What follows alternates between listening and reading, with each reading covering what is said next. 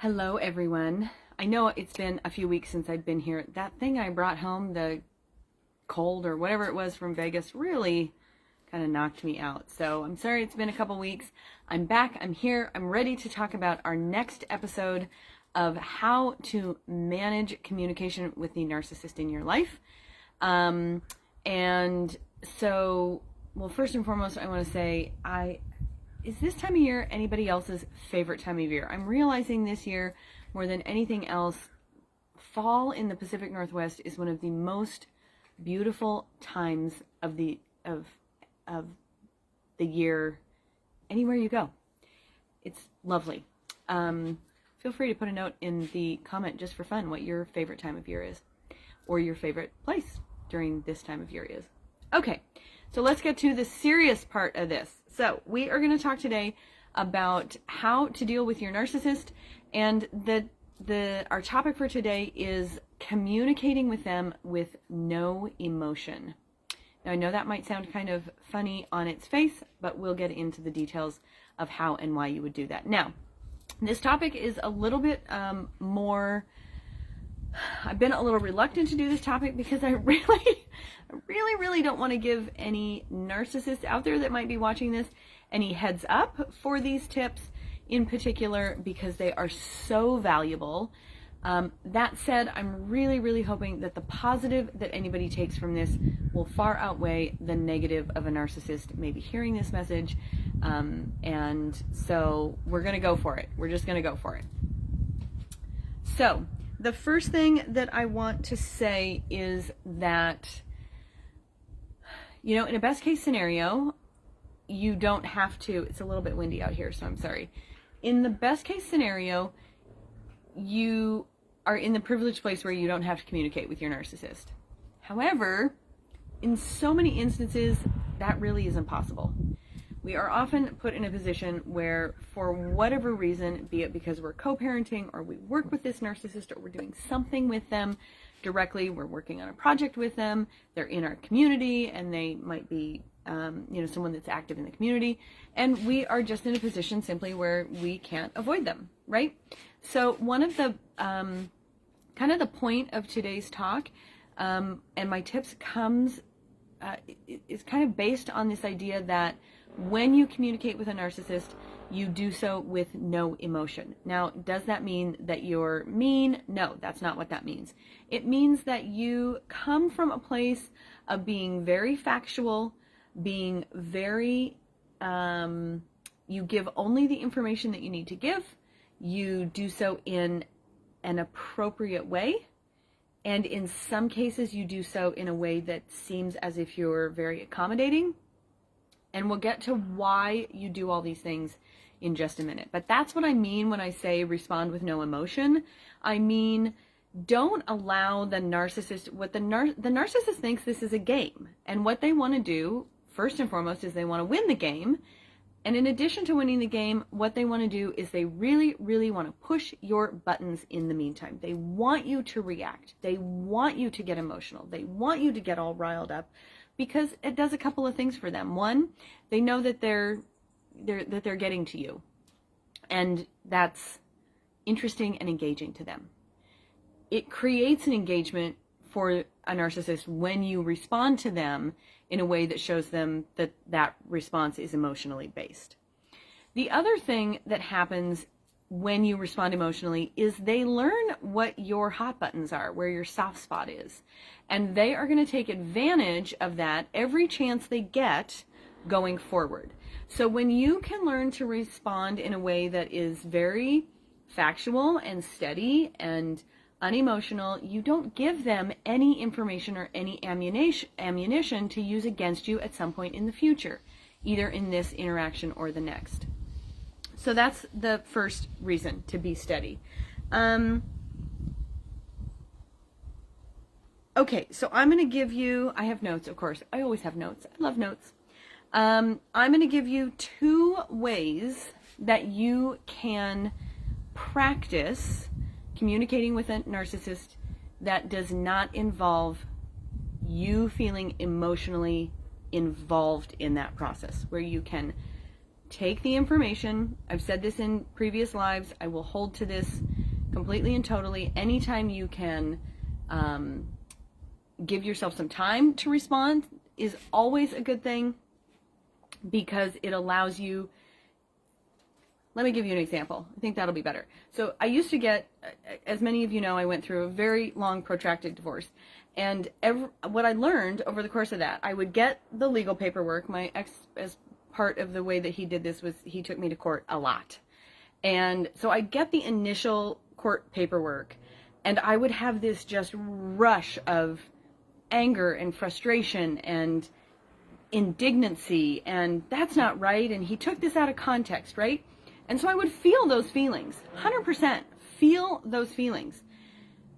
And then I'd wait to respond, right? I would wait. And what I learned to do in that process was I learned that if I could just allow myself to feel those feelings and let the rush of those negative feelings move through me before I reacted, what I finally learned how to do was I could read it the first time through, and I could pick out, I knew how strong the argument was because I could pick out the ridiculousness of it as I went through it.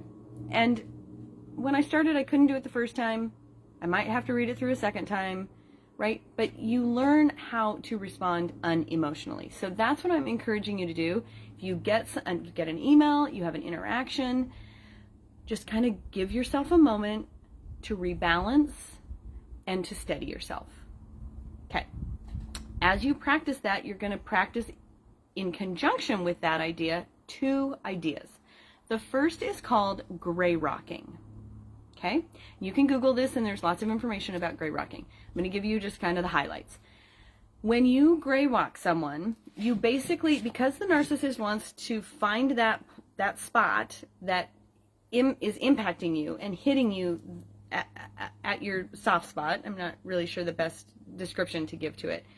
You don't want to give them what that soft spot is. So it's the absolute number one biggest mistake that I made was within 2 weeks of my ex and I splitting up, I said to him, the only thing I care about is the kids. And then guess what? He used everything he could around our kids, around me, going forward. So gray rocking is, instead of me saying to him, all I care about is the kids, when that was all I cared about, you say, you know what, all I care about is the money. We've been married for 15 years, and all I care about is that we split our assets equally, right? So what you're doing is you're creating a focus point for the narcissist to try to hit your soft spot without it really being your soft spot, without it really being the thing that you really want or need the most. And so you divert their attention, and then you can be working behind the scenes to get that thing that you want without having the interference of them knowing exactly what your most important pieces are. Okay, so I hope that makes sense. If it doesn't make sense, or you need me to clarify, leave a note for me. But that's the idea of gray rocking. And again, you can Google it. There's lots of information out there about gray rocking. Let me just make sure. So the gray rocking creates a distraction for the narcissist. It also makes you look really boring. You can use gray rocking in a way that makes you look really boring, and so you're not interesting to them anymore, and the narcissist they get no benefit out of engaging with you, which is why the gray rocking is such an effective measure in terms of responding without emotion. It's also easier to respond without emotion when you're not being really upfront about what it is you want or need, right? That makes sense. Okay. And it doesn't let them know what you want. All right. So the second way to practice communicating with your narcissist that keeps you safe and keeps them distracted and provides less engagement is called yellow rocking. Now, when this concept of gray rocking came out, it was kind of a concept in and of itself. And then subsequently, someone came out with this idea of yellow rocking. Now, yellow rocking is really important when you're co-parenting, because in gray rocking, you're communicating directly with the narcissist, with your narcissist, and trying to distract them or not let them know what it is that you really want or need so they can't use it against you. In yellow rocking, you're using that to show outside parties, be it schools, teachers, principals, therapists, the court, the judge, attorneys, whoever might be involved in your relationship, maybe it's your boss, that you are not the problem. Yellow rocking allows you to communicate with a narcissist without being the problem. And so when you communicate with a narcissist, you do not, under no circumstances am I telling you that you don't keep your boundaries up. I am not telling you that you don't hold true to what it is that you want or need, right? I'm so sorry. I have an ATV or something coming down. So I'm just going to pause for 1 second as they go by. It's very loud. I'm not sure you'll be able to hear me. So just give me 1 second, and hopefully they'll just zip through the cul-de-sac and head right back on out. All right, they're turning around. 1 more second. Thank you for being patient. Oh, they're slowing down right in front of the house. Okay, almost there. All right. So what you're doing in yellow rocking is you are, again, you're not violating your own boundaries. You are not giving in to something that you don't want. You are not being clear. You're not giving any of that up in yellow rocking. What you're doing in yellow rocking is you're saying, thank you so much for letting me know. It's better that we just follow the court order for now. Thank you so much for providing me with this information. Our boss mentioned that this was the project they wanted me working on right now, so that's the project I'm going to focus on, right? So you're polite. You often come across as kind or caring. You're totally appropriate. And if you notice in those, you're reinforcing the boundary, whatever that boundary is, in a way that shows no emotion at all. It's 100% factual. And in many ways, when you communicate that way, particularly in writing, I would always encourage you to do as much of your communication in writing. It almost shows that you're kind and caring. So if you are in a situation where you need to deal with your narcissist and you have external parties that are participating or playing into what that communication looks like, or might have an impact on that communication, or might have an impact on your situation based upon your communication, then yellow rocking allows you to be very appropriate and factual and maintain that space for your boundaries, and takes the emotion out of it. It takes some practice.